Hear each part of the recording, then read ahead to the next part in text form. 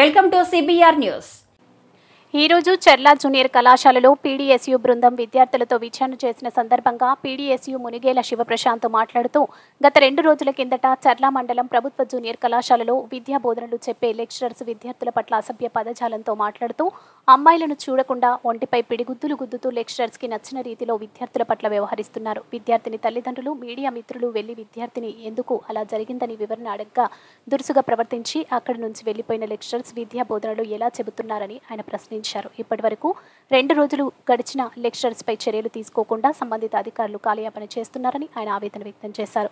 చర్ల junior కళాశాలలో గతంలో కూడా కొన్ని సంఘటనలు జరిగిన క్షమాపణలు చెప్పుకొని తప్పు ఒప్పుకున్న లెక్చరర్స్ కూడా ఉన్నారు. అప్పుడు కూడా అలాగే దురుసుగా ప్రవర్తించిన ఉన్నత జిల్లా అధికారులు పట్టించుకోకపోవడమే మరొకసారి ఈ ఘటన జరిగింది అని ఆయన అన్నారు.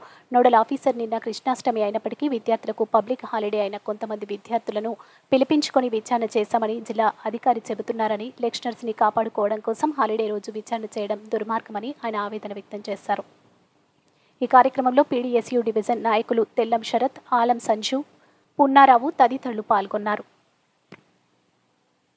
ఆ లెక్చరర్స్ ఎవరైతే ఉన్నారో ఖచ్చితంగా సస్పెండ్ చేయాలని చెప్పేసి పీడీఎస్యూ డిమాండ్ చేస్తూ ఉంది.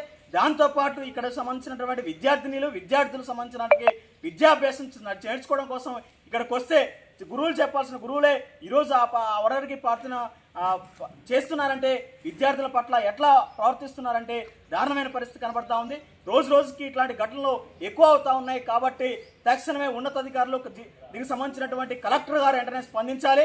కలెక్టర్ గారు స్పందించి యొక్కపై విచారణ చేసి అక్కడ ఉన్నటువంటి సంబంధించినటువంటి లెక్చరర్స్ ని వెంటనే సస్పెండ్ చేయాలి. చట్టపరమైనటువంటి చర్యలు తీసుకోవాలి. పోలీసు వారు కూడా దీని మీద సమగ్ర విచారణ చేయాలని చెప్పేసి పీడీఎస్యూ డిమాండ్ చేస్తా ఉంది. లేనున్న కాలంలో రేపు అనుకుంటే ఖచ్చితంగా జిల్లా కలెక్టర్ ఆఫీస్ ముందు ధర్నా నిర్వహిస్తామని చెప్పేసి అట్లాగే దీనికి సంబంధించినటువంటి పోలీస్ శాఖ కూడా దీంట్లో ఇన్వాల్వ్ అయ్యి సమస్య పరిష్కారం చేయాలని చెప్పేసి విజ్ఞప్తి చేస్తా ఉన్నాం.